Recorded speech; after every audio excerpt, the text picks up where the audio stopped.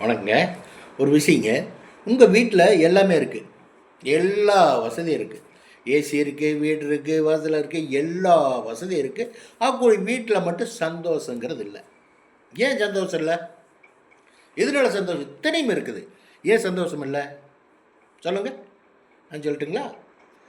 இல்லை, கணவர் வந்து வழி தவறி நடக்கணும், துரோகச் செயல்.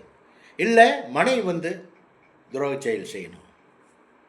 துரோகச் செயல் செய்யும்போது யாருக்கும் தெரியலையே, ஆறு பார்த்தா அப்படிங்கும்போது அதை ரெகுலராக பண்ணிட்டு வீட்டுக்கு வரும்போது என்ன ஆகுன்னா, உங்களுடைய நிம்மதி போயிடும். உங்கள் வீட்டில் வந்து சந்தோஷங்கிறதே நீங்கள் இருக்காது. பெண் அந்த மாதிரி நடந்துட்டாலுமே வீட்டில் ஆட்டோமேட்டிக்காக வீட்டில் பிரச்சனை வந்துருங்க. ஏதோ ஒரு ரூபத்தில் பிரச்சனை வந்துகிட்டே இருக்கும். அப்படி எல்லாமே இருக்குது. கண்ணறிஞ்ச கணவனும் இருக்கார்.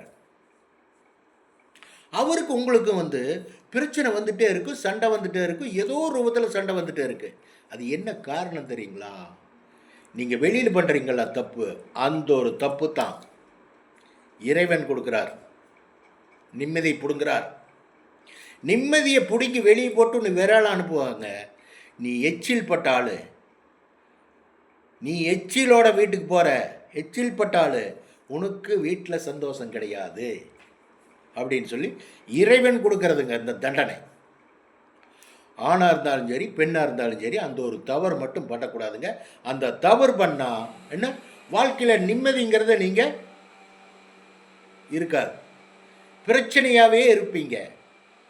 இப்படி பிரச்சனை பண்ணுறவங்க இந்த வீடியோ பார்த்தீங்கன்னா நான் சொல்கிறது கரெக்டுன்னு தோணும் உங்களுக்கு.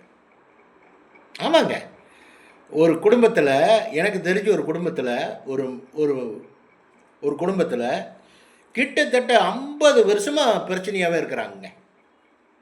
50 வருஷமாக, வயசும் ஆயிடுச்சு. 50 வருஷமாக கணவன் மனைவிக்குள்ளே ஒரு அண்டர்ஸ்டாண்டே இல்லாமல் அப்படி ஒரே வீட்டுக்குள்ளே இருக்கிறாங்க, சமைக்கிறாங்க, சாப்பிட்றாங்க, ஒரு அண்டர்ஸ்டாண்டு, ஒரு சந்தோஷம் இல்லாமல் இருக்கிறாங்க.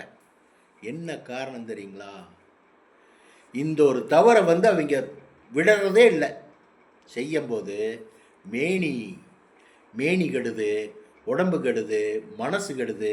இத்தனையும் கெட்டாலும் அந்த தீய பழக்கத்தை விடுறதில்லை. இதுக்கு தண்டனை என்ன தெரியுங்களா?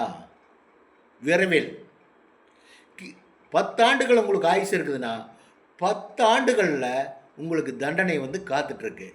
புழுவாயிருவீங்கன்னு சொல்ல வர்றேன்.